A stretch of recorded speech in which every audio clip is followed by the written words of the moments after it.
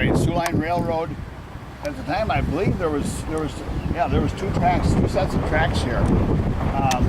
Passenger trains would come in, and of course I'd come down here many times, watch the trains go by or stop with the nice engines, black ones that we could watch the wheels turning and so forth, smoke, steam. And then later on, while I was still here, they built over on this side, Rick, they built a Kroger store. The store is still here as far as the basic store. It's been added to right now. But it was a Kroger's grocery store. And Mom, your mother, my mother, your mother, my mother, and Dad would come over here many times to go grocery shopping. And one of the things I remember, and I know you were along, and your brother was along.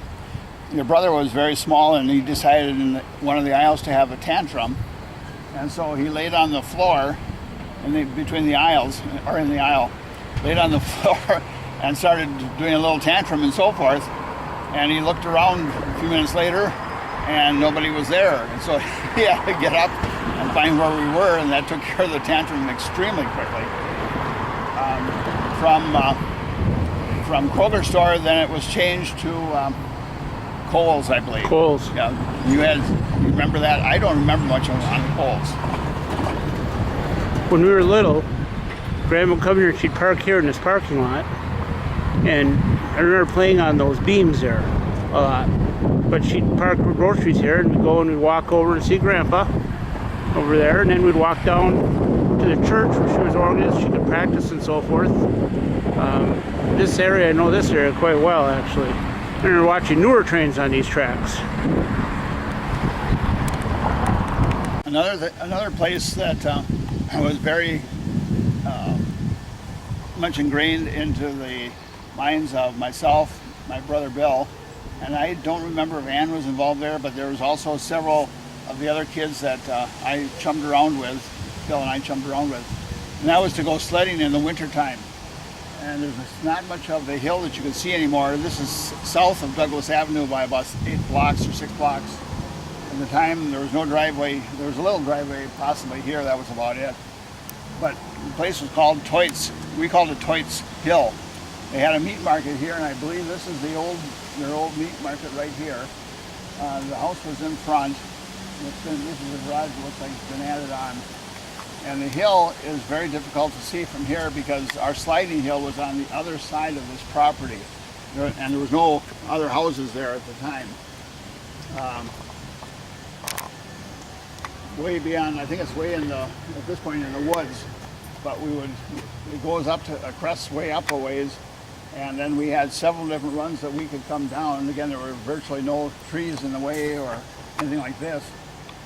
We could come down this side, slide down this side. We made jumps for our sleds, and then if we wanted to go the other way, which would be towards the north, we had that option also. And at that point, what we would end up doing would be to clear a little bit of the brambles. It was all pricker bushes and that type of thing. And you had to keep your head way down. Otherwise, you're going to get a mouthful of prickers or thorns, that type of thing. We didn't go down that way very much. But if we were really daring, yes, we would go down that way. But it's on the other side of the fencing here and beyond that a little bit. It's all grown in now, though. Yes, it's all grown in, and I suppose our tracks are long gone, but it's up here. Where'd you get the wire across your nose? The barbed wire that Rick is referring to, that was when I was dating your mother, and we belonged to the United Methodist Youth Group, college age group, and I don't recall exactly where it is now, but anyway, we went out for a sledding party. I suppose there was maybe a dozen of us or something like that, and coming down anyway, I decided on one of the runs anyway that I would sit up on the sled. Most of the time we would belly flop or something like that. for those that know what a belly flop is. And anyway, I was coming down on this particular one here. Mom and Marge had already gone down. And so I sat on the sled this time, and all of a sudden I was flat on my back, no idea what had happened. And the sled continued on down the hill. And so we got back to the people's name was Turner. I remember that. We got back there, and I noticed that my whole nose right in this area, it was all bleeding, and blood had been dripping down, which I hadn't felt because it was cold outside, of course. And as soon as I got inside, the blood started running.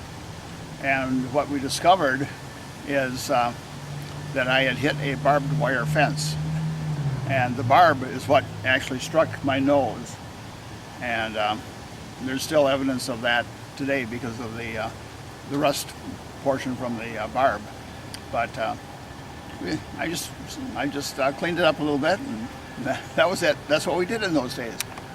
We didn't go to the doctor. We didn't go to the hospital. We Or a took care lawyer. of- What? Or the lawyer. Or a lawyer, exactly, Rick. And you know, we just had fun. We made our own fun. Yep. And then Marge came down the hill to see what, why I was laying down, and she saw what had happened. So I think that was what probably ended the party. I think it was on a Sunday night, but ended the party and so forth. So, but again, a wonderful memory, and